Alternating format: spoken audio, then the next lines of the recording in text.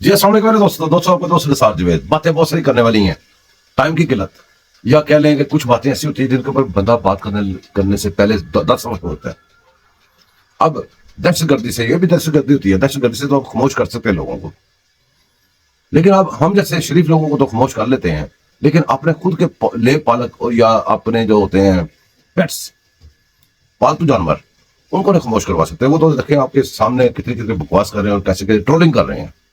بہرحال ان کے ساتھ ہمارا کوئی سروکار نہیں. ہم ہیں 28 مئی والے یا پاکستان والے, وہ ہیں 9 مئی والے.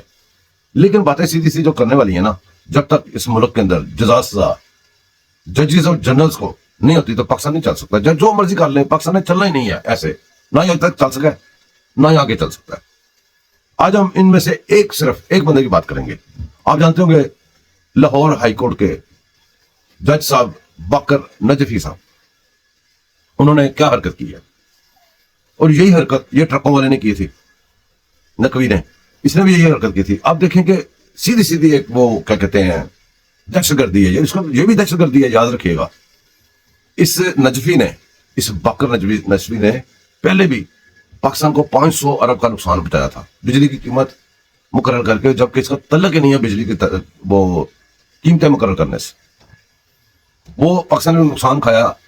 آج یہ کیسے نقصان کھا رہا ہے پاکستان, جبکہ اگر ایک ہی دفعہ جب یہ الٹا کام کرتے ہیں ان کو جزا سزا ہو جائے, جیسے سپریم کورٹ, جیسے دیکھیں نیچے لوئر جوڈیشری میں آپ کا کیس ہوتا ہے, مجسٹریٹ سے کچھ گڑبڑ ہو جائے پھر ہم سول کورٹ میں چلے, سول کورٹ سے سیشن کورٹ میں, سیشن کورٹ سے ہائی کورٹ میں, ہائی کورٹ سے ہم سپریم کورٹ میں آتے ہیں, اور پھر سپریم کورٹ میں بھی ایک اپیل ہوتی ہے. اس طرح نیچے سے اوپر جاتے ہیں نا. تو ایک اصول ہے, ایک قانون ہے, ایک ضابطہ, وہ اخلاق بن چکا ہے, ضابطہ حیات بن چکا ہے, ضابطہ ہے وہ آئین بن چکا ہے. کیسے ہو سکتا ہے کہ سپریم کورٹ کا فیصلہ ہو اور ہائی کورٹ جو ہے نیچے وہ اس کو اڑا کے ادھر رکھ دے اور اپنا فیصلہ جاری کر دے.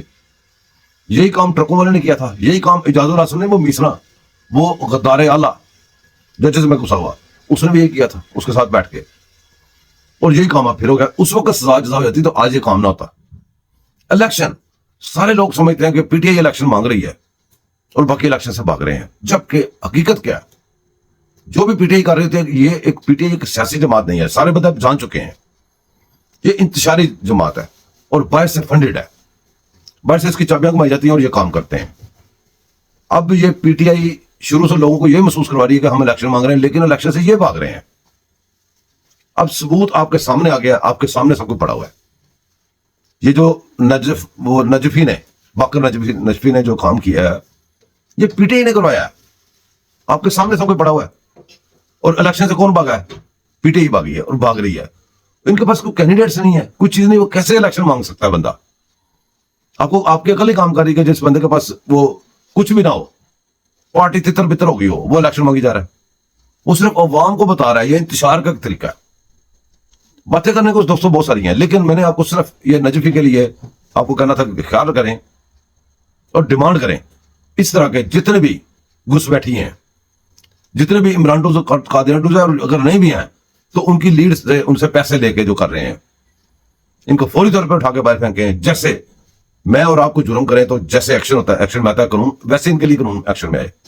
اور جو شوکت عزیزی صاحب کا کیس, اس میں جن جنرلوں کے نام آ رہے ہیں, ان کے اوپر اگر قانون اپنا کاروائی نہیں کرے گا تو پہلے بھی اعتبار اٹھ گیا ہوا ہے قانون کا, اور اٹھ جائے گا. سارے لوگ ہمت کریں گے. دعا میں یاد رکھیے گا. ملتے رہیں گے کسی ایسے ٹاپک میں. سبسکرائب کیجیے گا, لائک کیجیے گا, شیئر کیجیے گا. اللہ حافظ.